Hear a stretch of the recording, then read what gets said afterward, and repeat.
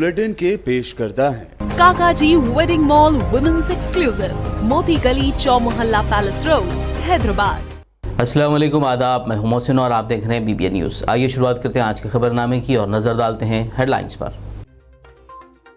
Traffic चालान की अदायगी में तेलंगाना पुलिस का स्पेशल डिस्काउंट ऑफर। जुर्माने की अदायगी पर 75% तक मिलेगी छूट। 1 मार्च से 31 मार्च तक किया जा सकता है इस्तेफादा।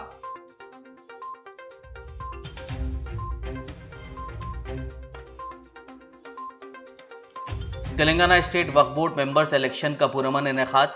मौलाना सैयद अकबर निजामुद्दीन, सैयद बंदगी बादशाह खादरी और जाकिर हुसैन जावेद एडवोकेट ने हासिल की कामयाबी।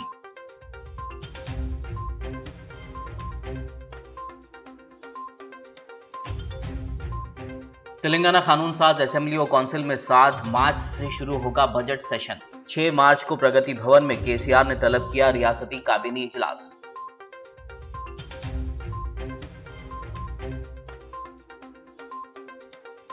यूक्रेन में फंसे तमाम भारतीयों को बाहिफाजत वापस लाने मरकज की तमाम तर कोशिशें। मरकजी वजीर सयाहत किशन रेड्डी ने जल्दी ही तमाम की वापसी की जाहिर की उम्मीद।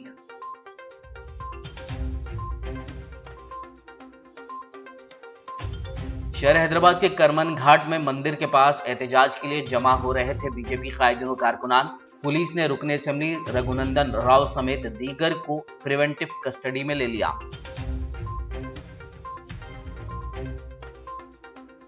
अजला के ऑटोज को हैदराबाद में चलाने से रोकने शहर में पुलिस की खुसूसी मुहिम। ऑटो ड्राइवर्स ने RTA और ट्रैफिक पुलिस पर आयद किया इम्तियाज का इल्जाम। हैदराबाद में निकाली एहतजाजी रैली। और अब खबरों की तफसील। सबसे पहले बात करते हैं ट्रैफिक चालान की अदायगी में दी जा रही रियायत की। कोरोना वायरस लॉकडाउन की वजह से माशी तौर पर परेशान शहरियों को तेलंगाना ट्रैफिक पुलिस की जानिब से ट्रैफिक चालानात की अदायगी पर रियायत का ऐलान किया गया है, जिस पर कल मार्च 1 से 31 मार्च तक अमल किया जाएगा। हैदराबाद ट्रैफिक पुलिस के जॉइंट कमिश्नर रंगनाथ ने मीडिया से बात करते हुए वाजह किया कि चालानात पर रियायत की रकम ऑनलाइन जमा करवाई जा सकती है। फ़ोन पे, पेटीएम, गूगल पे का भी इस्तेमाल किया जा सकता है। इसके अलावा मी सेवा और ई सेवा में भी जुर्माने की रकम अदा की जा सकती है। मोटरसाइकिलों और 3 व्हीलर्स पर 75% रकम मुआफ़ की जाएगी और RTC बसों के लिए 70%, पुश कार्ट्स यानी ठेला बंडियों को 80%, लाइट मोटर व्हीकल और हैवी मोटर व्हीकल्स के लिए 50% और बगैर मास्क के मामलात में 900 रुपये तक मुआफ़ करने का ऐलान किया गया है। कल से ट्रैफिक पुलिस और पूरा तेलंगाना पुलिस की तरफ से ये व्हीकल यूज़र्स को हमारा तरफ से इन लोगों को भारी डिस्काउंट दे रहे हैं। डिस्काउंट मतलब बाइक्स को ऑलमोस्ट 75% डिस्काउंट दे रहे हैं। चलान में 25% भरना है और ये कार्स और हेवी व्हीकल्स को 50% डिस्काउंट दे रहे हैं, मतलब 50% भरना है। और RTC ड्राइवर्स को अराउंड 30% भरना है, 70% डिस्काउंट है। ये पुश कार्ड्स वालों को 20% पे करना है और 80% डिस्काउंट है। और बहुत सारे लोगों पे भी ये नो मास्क केसेस भी है, तो इसमें 90% डिस्काउंट दे रहे हैं, मतलब 10% भरना है। 1000 फाइन था, तो अब 100 भरने से इनका चालान माफ़ी हो जाएगा। तो ये भारी डिस्काउंट्स ये कोविड की वजह से लास्ट ईयर्स में से पब्लिक को बहुत दिक्कत हुआ और इसी वजह से हम पुलिस डिपार्टमेंट और सब स्टेक होल्डर्स ने ये डिसीजन लिए। मार्च 1 से ये शुरू होता है। मार्च 1 से लेकर मार्च 31 तक ये डिस्काउंट हमारा तरफ से यूज़ कर सकते हैं। नहीं, आप vehicle users Telangana e-challan website को एक्सेस होना है और वहाँ लिंक रहता है और लिंक में क्लिक करने से इनको इनका पूरा चालान, मतलब चालान अमाउंट कितना है और डिस्काउंट लेने के बाद कितना पेमेंट करना है वो पूरा आता है। और इनका फ़ोन को भी एक SMS भी, चालान क्लियर होने के बाद SMS भी आता है। तो ऑनलाइन पे ही करना है। नो मास्क चालान आप जो बताए, हाँ 90% डिस्काउंट होते हैं, हाँ, तो ये आप जो 30-25% नहीं, इसमें से बहुत सारे लोगों को ये व्हीकल पे ही चालान डाले। ये कोविड के टाइम में नो मास्क केसेस 1000 रुपये कुछ फ़ाइन डाले, तो इसको भी वो व्हीकल चलान ई चलान हिस्ट्री में भी वो है, तो 90% भरने से वो 10% भरने से 90% डिस्काउंट मिलता है।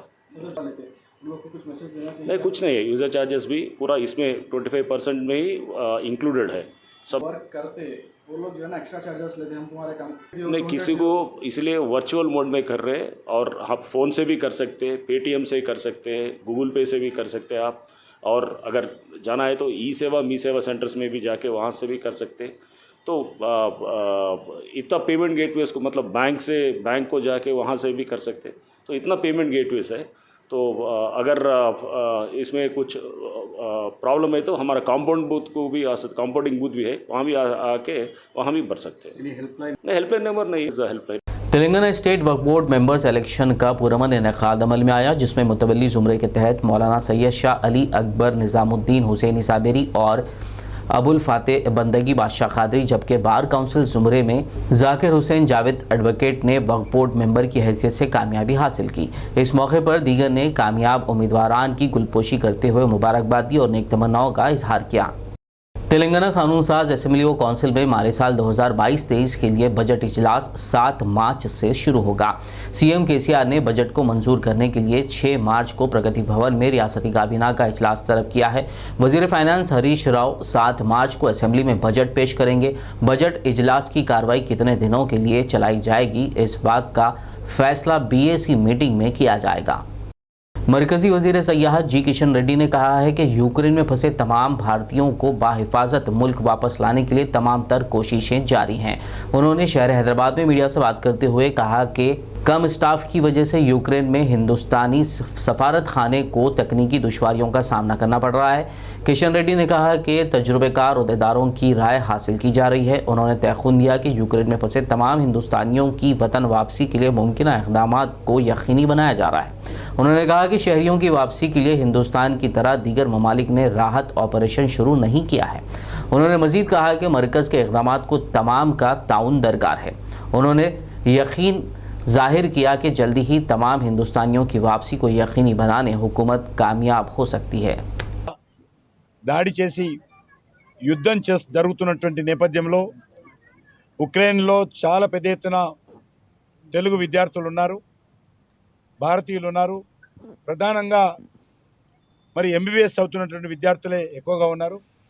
వాళ్ళందరినీ కూడా భారతదేశం తీసుకెళ్లడం కోసము భారత ప్రభుత్వము ఎంతో శ్రమిస్తుంది.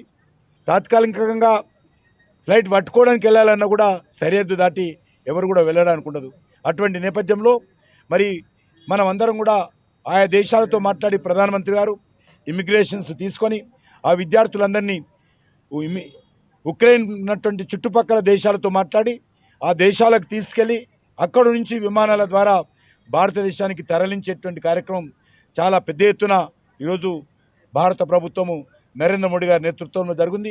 तेलंगाना के animal husbandry minister Talasani Srinivas Yadav ने जीएचएमसी मेयर गदवाला विजयलक्ष्मी और एमएलए सायाना के हमरा पीर को सिकंदराबाद रेलवे स्टेशन के रूबरू नए तामीर करदा बैतुल खला दी अर्बन लू का इफ्तिताह किया। इस मौके पर तलसानी श्रीनिवास यादव ने कहा कि रेलवे स्टेशन पर रोज़ाना लाखों अफराद की आमद होती है। उनकी सहूलियत के लिए ये पहला वाटरलेस टॉयलेट होगा। उन्होंने मज़ीद कहा कि हैदराबाद दुनिया के सबसे तेज़ी से तरक्की करने वाले शहरों में से एक है। लोगों की ज़रूरियात को पूरा करने के लिए बुनियादी ढांचे को मजबूत करने के साथ साथ हुकूमत की जानिब से मुमकिन सहूलियात भी फराहम की जा रही हैं। అవసరం అనుకుంటే ప్రభుత్వానికి అంటే జిహెచ్ఎంసీ స్థలమే కాదు, ప్రభుత్వానికి సంబంధించినటువంటి స్థలాలను మీరు అక్వైర్ చేయండి, చేసి బ్రహ్మాండమైనటువంటి కూరగాయల మార్కెట్ రావాలి, మటన్ మార్కెట్ రావాలి, చికెన్ మార్కెట్ రావాలి. రెండోది ఈ టాయిలెట్స్ అయితే చాలా ప్రధానమైనటువంటి. అయితే కుముద్ రంజన్ కుమార్ గారికి నేను మనస్ఫూర్తిగా అభినందనలు తెలియజేస్తూ ఉన్నాను. ఎందుకంటే ఇంత బ్రహ్మాండంగా నాకు తెలిసి అయితే ఇక్కడ ఉండదు. చాలా బ్రహ్మాండంగా ఇక్కడ మరి ఏర్పాట్లు చేయడం జరిగింది. కాబట్టి వారితోని మరి జిహెచ్ఎంసీ ఆధ్వర్యంలో మరి కంటిన్యూగా ఇంకా చాలా ప్రాంతాలలో చేసేది ఉంది. కాబట్టి మా గౌరవ మేయర్ గారు వారు ఒకసారి మీరు కుముద్ రంజన్ కుమార్ గారిని పిలుచుకొని అధికారులను కూడా పిలుచుకొని ఇంకా ఎక్కడ చేస్తే బెటర్గా ఉంటుంది అనేటువంటిది కూడా మరి భవిష్యత్తులో ప్లానింగ్ చేయాలని చెప్పి నేను వారికి రిక్వెస్ట్ చేస్తూ ఉన్నాను. ఇదేంటంటే మేము చిన్నతనం నుంచి చూస్తున్నాం సికింద్రాబాద్ రైల్వే స్టేషన్, రెండోది ఇక్కడనే Secunderabad Tukaram gate road under bridge के तामीराती काम तकरीबन मुकम्मल हो चुके हैं। तेलंगाना असेंबली के डिप्टी स्पीकर पद्माराव गौड़ ने आज मुतालिका अहदेदारों के हमरा दौरा करते हुए कामों का जायजा लिया। उन्होंने कहा कि इस ब्रिज के इफ्तिताह के बाद यहां से गुजरने वाली ट्रैफिक को सहूलत होगी और आवाम को रेलवे गेट पर इंतजार करने से राहत मिल जाएगी। इस मौके पर corporator L Prasanna Lakshmi Srinivas, TRS youth leaders Kishore Goud, Rameshwar Goud और मुख्तलिफ महकमों के अहदेदार मौजूद थे। तेलंगाना में दुबाग हल्के की नुमाइंदगी करने वाले बीजेपी के रुकन असेंबली रघुनंदन राव को पुलिस ने उस वक्त प्रिवेंटिव कस्टडी में ले लिया जब वो करमन घाट की मंदिर के करीब गुज़िश्ता हफ्ते मवेशियों की मुंतकिली करने वाले अफराद और गौ रक्षकों के दरमियान हुए तनाज़े के खिलाफ धरने में शिरकत के लिए जा रहे थे। हैदराबाद LB नगर टोल गेट के करीब मलकपेट पुलिस ने उन्हें हिरासत में ले लिया। वाज़े हो के करमन घाट की मंदिर के करीब जाफरानी जमात की जानिब से धरना प्रोग्राम में शिरकत की अपील की गई थी, जिसमें शिरकत के लिए रुकन असेंबली रघुनंदन राव भी जा रहे थे कि LB नगर टोल गेट के करीब मलकपेट पुलिस ने उन्हें हिरासत में ले लिया। కానీ ఈ రాష్ట్రంలో ఎవరి పాలన జరుగుతుంది? ఎట్లొచ్చిరు హనుమంతుని గుడి లోపలికి? ఔరంగజేబుకు సరిపోయినటువంటి ధైర్యం ఇలా హైదరాబాద్లో ఉన్నటువంటి ముస్లిం సోదరులకు ఎట్లొచ్చింది? ఎట్లా గుడిలోకి వచ్చిర్రు? ఆ రోజు అన్ని దేవాలయాలను ధ్వంసం చేసిన ఔరంగజేబు లాంటివాడే హనుమంతుని గుడిలోకి అడుగుపెట్టేందుకు భయపెట్టిండు. ఇలా నీ పాలనలో మరి నువ్వు హిందువువా, నువ్వు నిజాం వారసుడివా, నువ్వు ఏ రకమైనటువంటి పాలన అందిస్తున్నావు అనేది ఒక్కసారి ఆలోచించుకోవాలి ముఖ్యమంత్రి గారు. ఆయనకు తెలిసింది రెండే, ఒకటి పోలీసులను అడ్డం పెట్టుకోవాలి, ప్రివెంటివ్ అరెస్ట్ చేయాలి, ఎక్కువ లొల్లి పెడితే తప్పుడు కేసులు పెట్టాలి, ఎక్కువ లొల్లి పెడితే దౌర్జన్యాలు చేయాలి। शहर हैदराबाद के करमन घाट इलाके में पुलिस ने बीजेपी के लीडरों और कारकुनों को हिरासत में ले लिया जो वहां धरना प्रोग्राम के लिए जमा हो रहे थे। इस मौके पर बीजेपी कारकुनों और लीडरों की पुलिस से बहस व तकरार भी हो गई, जिन्होंने इल्ज़ाम लगाया कि रियासत की हुक्मरान जमात TRS की ईमा पर पुलिस गौ रक्षकों के खिलाफ मामला दर्ज कर रही है। एहतजाजी बीजेपी लीडरों और कारकुनों ने पुलिस के रवैये पर बरहमी का इजहार किया।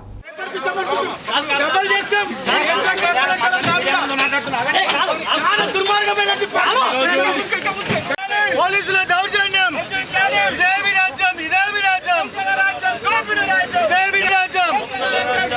భారత్ మాతా కీ, భారత్ మాతా కీ, భారత్ మాతా కీ।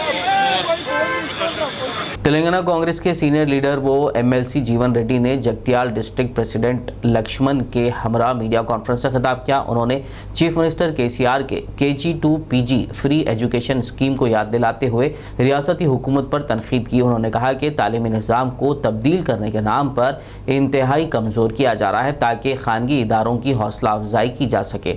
रियासती हुकूमत आइंदा तालीमी साल से अंग्रेज़ी मीडियम को बढ़ावा देने की सिमत पेशकदमी कर रही है। दूसरी जानिब मखलूआ पोस्टों पर तकर्रुरात के मामले में भी हुकूमत नाकाम हो गई है। कांग्रेस क़यादत ने रियासती हुकूमत की मना टाउन मना बड़ी प्रोग्राम की सताइश करते हुए हुकूमत से मुतालबा किया कि वो तालीमी निज़ाम को बेहतर बनाने के लिए असातिज़ा व दीगर की खाली जायदादों पर फौरी तकर्रुरात अमल में लाएँ। వేతనాలు చెల్లించవలసి వస్తుందని చెప్పని విద్యార్థుల బోధన సదుపాయాల పట్ల ప్రభుత్వము నిర్లక్ష్య వైఖరి వహిస్తుందని చెప్పండి। దయచేసి వాళ్ళు కేవలం మన ఊరు మన బడి మీరు ఏ విడుదల వారీగా పాఠశాలకు కావాల్సిన మౌలిక సదుపాయాల కల్పనకు ప్రాధాన్యత ఇవ్వాలని చెప్పని భావిస్తున్నారో పాఠశాలలు ఆశించిన మేరకు బోధన చేపట్టబడాలి అని అంటే unless you fill up the teaching staff ఆంగ్ల మాధ్యమంలో బోధన చేపట్టబడే విధంగా వాళ్ళకి తగు తర్ఫీద్ ఇవ్వబడ్డప్పుడు మాత్రమే అది సాధ్యమవుతుంది। जिले निर्मल के DCC president P Ramarao Patil की सदारत में कांग्रेस की रुकनीत साजी मुहिम का जायजा लेने रेड्डी फंक्शन हॉल में खुसूसी इजलास मुनक़िद हुआ। इस तकरीब के मेहमान खुसूसी के तौर पर रियासती उमूर इंचार्ज व रुकन parliament Manickam Tagore, AICC secretary Srinivas Krishnan, AICC उमूर committee chairman LT Maheshwar Reddy ने शिरकत की। इस मौके पर मानिक्यम ठाकुर ने अफसोस का इजहार करते हुए मरकज़ और रियासती हुकूमत को तनकीद का निशाना बनाया। उन्होंने कहा कि बरसर इख्तिदार हुकूमतें किसान, मजदूर और तालीम के अलावा बेरोज़गारों के मुखालिफ पॉलिसियाँ अपना रही हैं। उन्होंने कांग्रेस पार्टी ज्वाइन करने वाले हर शख्स की सताइश की और कहा कि पार्टी का हर कारकुन एक सैनिक है। हम सब पार्टी को मुस्तहकम करते हुए मरकज़ और रियासती हुकूमतों के अवाम मुखालिफ पॉलिसियों के ख़िलाफ़ खड़े होंगे और मुल्की अवाम के मसाइल के हल के लिए जिद्दोजहद करेंगे। खबरनामे में फ़िलहाल लेंगे एक ब्रेक। मुलाकात होगी इस छोटे से ब्रेक के बाद।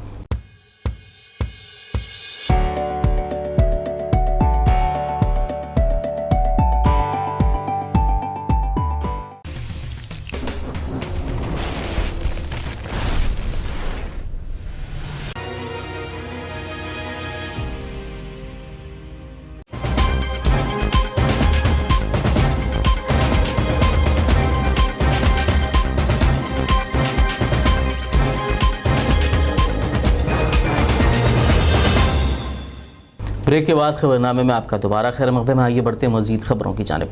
आरमूर में ज़िला कलेक्टर सी नारायण रेड्डी की जानिब से मुनक़्क़िदा प्रजावानी प्रोग्राम में मजलिसी नुमाइंदा कॉरपोरेटर व क्रिकेट इंचार्ज शेख ज़हीर अली की क़यादत में एक वफ़द ने कलेक्टर से मुलाकात की और यरगटला मंडल परिषद के उर्दू मीडियम प्राइमरी स्कूल में मुस्तकिल टीचर्स के तकरूरी का मुतालबा करते हुए नुमाइंदगी की। उन्होंने कहा कि यरगटला मंडल में गुज़िश्ता 10 सालों से उर्दू मीडियम स्कूल कायम है, ताहम उर्दू टीचर्स के ना होने से स्टूडेंट्स का मुस्तकबिल दाव पर लगा हुआ है, जिस पर ज़िला कलेक्टर ने मज़कूरा स्कूल के मसाइल दूर करने मुमकिन इक़दाम का तयख़ुन दिया।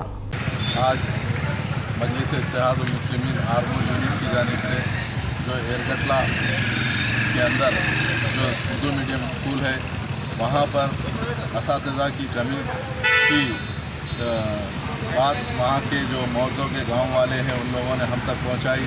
इसी ज़िम्मन में हम लोग निज़ामाबाद कलेक्ट्रेट पहुंचकर कलेक्टर साहब से नुमाइंदगी किए हैं, क्योंकि वहाँ पर उर्दू मीडियम की हालत बहुत खस्ता है। वहाँ पर कोई टीचर्स मौजूद नहीं है। जो स्कूल की बिल्डिंग है वो MPDO ऑफिस के लिए इस्तेमाल की जा रही है।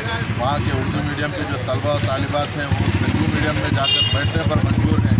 आज रियासत तेलंगाना के अंदर उर्दू को दूसरी सरकारी ज़बान का दर्जा दिया गया, लेकिन उर्दू मीडियम के तलबा तेलुगु मीडियम स्कूल में बैठने पर मजबूर हैं। इसीलिए हम रियासती हुकूमत से मुतालबा करते हैं, एजुकेशन मिनिस्टर से मुतालबा करते हैं कि जल्द से जल्द एयरगटला के उर्दू मीडियम स्कूल के अंदर टीचर्स को दिया जाए और उर्दू मीडियम के तलबा की जो परेशानियां हैं उनको दूर किया जाए, क्योंकि उर्दू तेलंगाना की दूसरी सरकारी ज़ुबान है और आज तलबा तारीखी इनका मुस्तकबिल तारीख होता जा रहा है।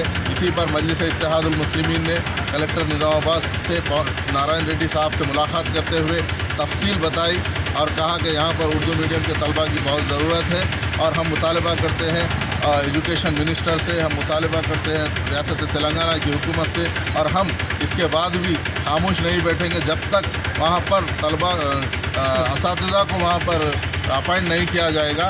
शहर हैदराबाद में क़वाइद की खिलाफ वर्जी करते हुए चलाए जाने वाले ऑटोज़ को रोकने के लिए आज से खुसूसी मुहिम की शुरुआत की गई है। इस मुहिम के दौरान हैदराबाद में इजाज़त के बगैर चलाए जाने वाले ऑटोज़ पर ट्रैफिक पुलिस की जानिब से तवज्जो मरकूज़ की गई है। क़वाइद के मुताबिक हैदराबाद में जिन ऑटोज़ का रजिस्ट्रेशन हुआ है उनको ही शहर में चलाने की इजाज़त हासिल है, जबकि हैदराबाद से बाहर के रजिस्ट्रेशन वाले ऑटोज़ को शहर में चलाने की इजाज़त नहीं होती है। ऐसे ऑटोज़ के ख़िलाफ़ अब कार्रवाई की जा रही है।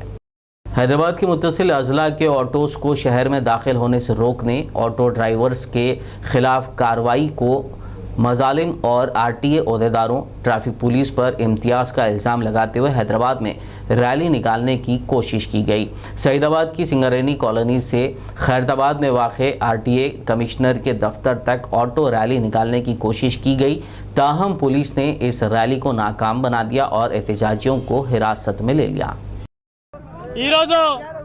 SC ST BC మైనారిటీ సోదరులు ఏదైతే డిస్ట్రిక్ట్ నుంచి వచ్చి హైదరాబాద్ బతుకుదేరు కోసం వచ్చి రోడ్ ఎక్కితే కానీ డొక్కాడని పరిస్థితిలో ఈ యొక్క పేద ప్రజలు రోజు ఆటో నడిపితే కానీ ఒక 200-300 సంపాదించని ఈ జీవన ఉపాధి మా పేద ప్రజలది.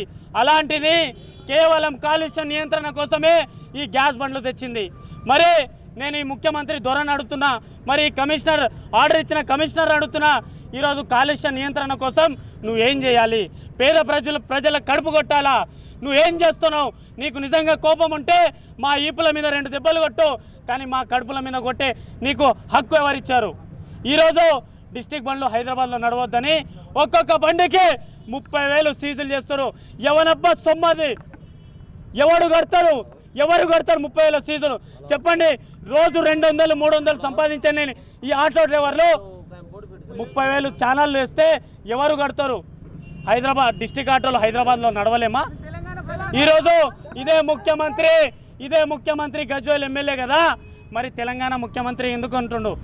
ఎందుకు డిస్టిక్ బస్సులో రాణిస్తారు? ఎందుకు క్యాబ్లో రాణిస్తారు? ఈ ఆటోలేనా వచ్చింది మీకు?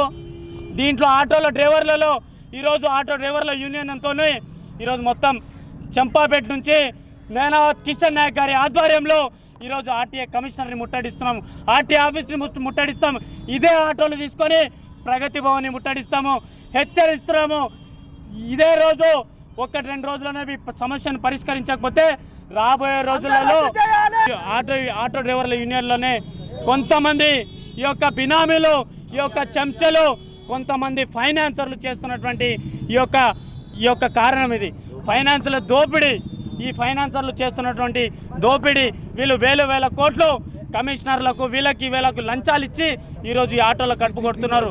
కాబట్టి హెచ్చరిస్తున్నాం, రాబోయే రోజులలో ఈ సమస్యను పరిష్కరించకపోతే తగిన బుద్ధి చెప్తామని చెప్పేసి హెచ్చరిస్తాం. जिले निर्मल के शहर भैंसा में ऑल इंडिया किसान मजदूर संघ यानी AIKMS के जिले जनरल सेक्रेटरी जे राजू ने रोजगार की जमानत वाले कारकुनों के लिए उजरतों में इजाफा, समर अलाउंस और टेंट की सहूलियात फराहम करने का हुकूमत से मुतालबा किया। इस ज़िम्मन में उन्होंने एक याददाश्त RDO के हवाले की। उन्होंने कहा कि रोज़गार की ज़मानत स्कीम के लिए मरकज़ी बजट में कमी करना मुनासिब नहीं है। इस तकरीब में प्रोग्रेसिव वुमेन एसोसिएशन के ज़िला जनरल सेक्रेटरी M हरिता, PDSU के ज़िला जनरल सेक्रेटरी महेंद्र, AIKMS के ज़िला कायदीन गायकवाड़ गंगाधर, गंगाराम और दीगर मौजूद थे। ఉపాధి హామీ కూలీని ఇంకా ఎక్కువ మందికి కల్పించాల్సిన సందర్భంలో ఈరోజు దాని గురించి ఉపాధి హామీకి నిధులను పెంచాల్సిన పోయి ఇంకా తగ్గించడం అనేది దారుణమైన విషయం. తక్షణమే ఆ ఉపాధి హామీకి నిధులు పెంచాలి. అలాగే బయట కూలీకి పోయిన అడ్డా కూలీలకు కూడా 500 రూపాయలు ఈరోజు ఒకరోజు కూలీ అనేది ఉంది. మరి ఉపాధి హామీ కూలీలకు 100 రూపాయలు కూడా ఒకరోజు పడని పరిస్థితి కూడా చాలామందికి ఉంది.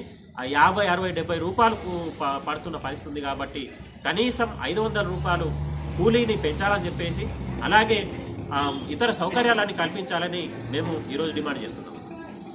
शहर हैदराबाद एबिट्स पुलिस स्टेशन हुदूद गन फाउंड्री में गुज़िश्ता दिनों एक मकान से तकरीबन 1.5 लाख रुपए नकद रकम और 2 तोले सोने के जेवरात का सरखे में मुलविस मुलजिम को सेंट्रल जोन CCS टीम ने गिरफ्तार कर लिया है और मुलजिम के कब्जे से मसरूखा रकम और जेवर बरामद कर लिए। Doctor Gajarao Bhupal, joint commissioner of police CCS DD ने मीडिया कॉन्फ्रेंस से खिताब करते हुए केस की तफसीलात बताई। CCS एक स्पेशलाइज्ड ऑर्गेनाइजेशन बन गई जहाँ पे ज़्यादातर इकोनॉमिक ऑफेंसेस भी और साइबर क्राइम्स में इस पर ज़्यादा ध्यान दे रहे हैं उस पर।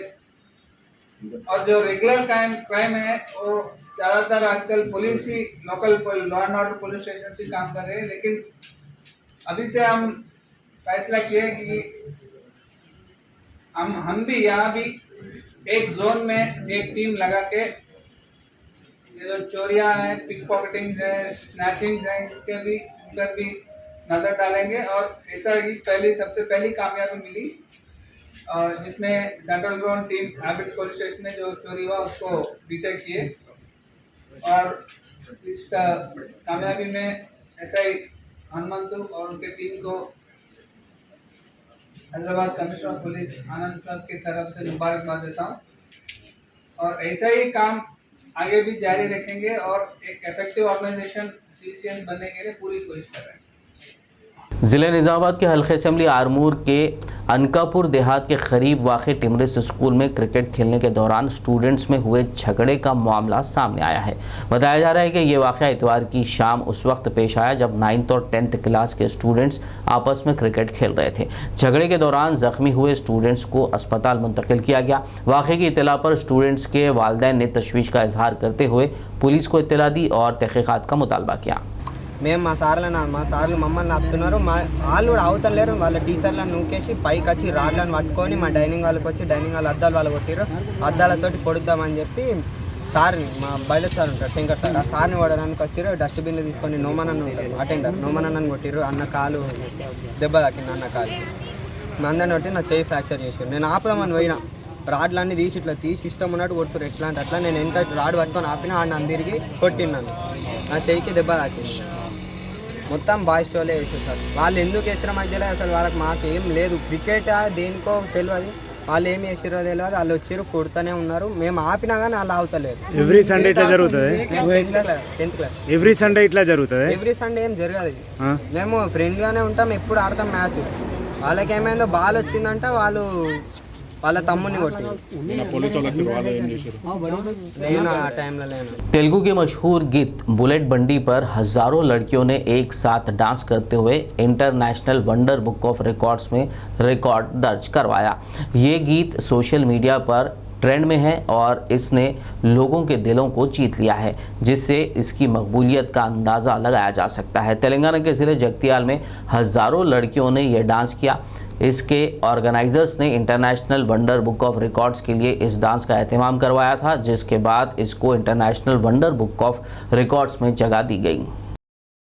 आज भारत में नेशनल साइंस डे मनाया गया। बता दें कि 28 फरवरी 1928 को भारत के माहिर फिजिस्ट CV रामन की तरफ से रमन इफेक्ट की दरियाफ्त की याद में हर साल 28 फरवरी को भारत में नेशनल साइंस डे मनाया जाता है।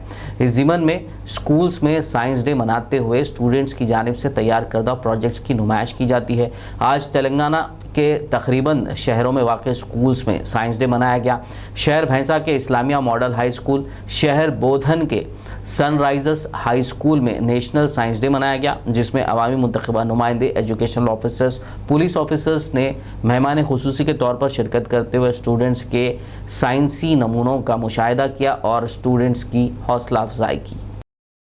मौलाना असगर अली मदनी अमीर मरकज़ी जमात अहले हदीस हिंद की सदारत में दूसरा हिफ्ज़ कॉम्पटिशन व जलसे तक़सीम असनादात तक़रीब गुज़िश्ता रोज़ लंगर हाउस मरकज़ पर मुनक़िद हुई।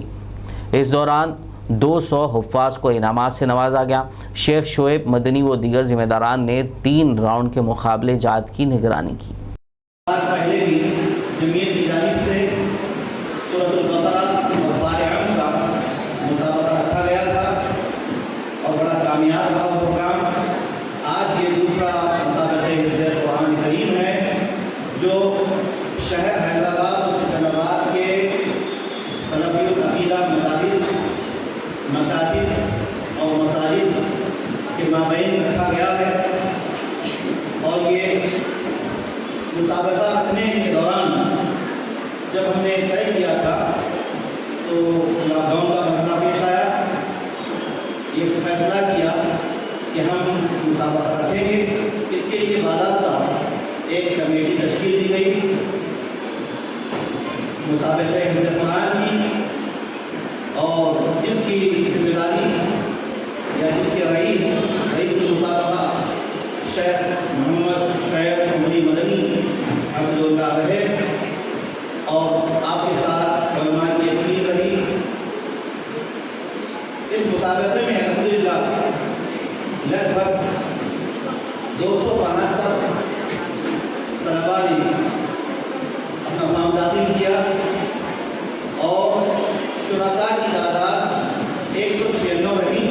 तेलंगाना की बॉक्सर निखत ज़रीन के लिए हर मुकाबला मायने रखता है और अब वो साल 2024 में होने वाले पेरिस ओलंपिक्स पर नज़र रखी हुई हैं। उन्होंने जारिया साल के सीज़न की शुरुआत बल्गेरिया के सूफिया में मुनक़िदा 52 किलोग्राम के ज़ुमरे में कामयाबी के साथ की। उन्होंने यूक्रेन की टेटिया कोप साबिक़ वर्ल्ड चैम्पियनशिप ब्रॉन्ज़ मेडलिस्ट को फ़ाइनल मुकाबले में 1-4 से शिकस्त दी।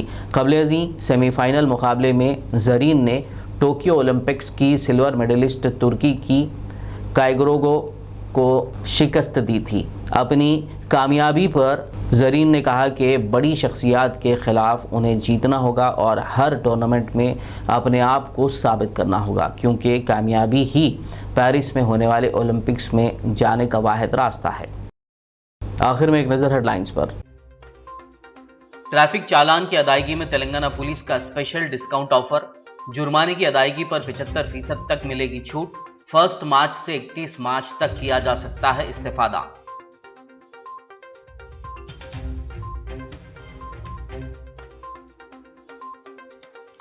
तेलंगाना स्टेट वक्फ बोर्ड मेंबर्स इलेक्शन का पुरअमन इनेकाद। मौलाना सैयद अकबर निजामुद्दीन, सैयद बंदगी बादशाह खादरी और जाकिर हुसैन जावेद एडवोकेट ने हासिल की कामयाबी।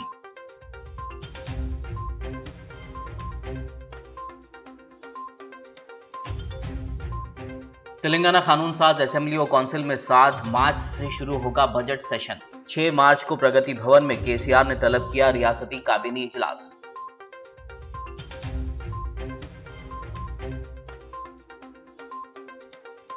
यूक्रेन में फंसे तमाम भारतीयों को बाहिफाजत वापस लाने मरकज की तमाम तर कोशिशें। मरकजी वजीर सयाहत किशन रेड्डी ने जल्दी ही तमाम की वापसी की जाहिर की उम्मीद।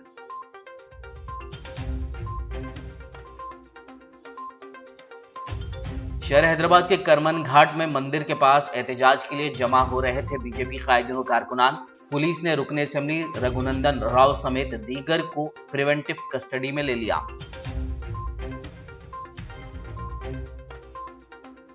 अजला के ऑटोज को हैदराबाद में चलाने से रोकने शहर में पुलिस की खुसूसी मुहिम। ऑटो ड्राइवर्स ने आरटीए और ट्रैफिक पुलिस पर आयद किया इम्तियाज का इल्जाम। हैदराबाद में निकाली एहतजाजी रैली। खबरनामे में फिलहाल बस इतना ही। ताज़ा तरीन अपडेट्स के लिए देखते रहिए BBN न्यूज़। यूट्यूब और फेसबुक पर मौजूद हमारे वीडियोस को लाइक और शेयर ज़रूर कीजिए।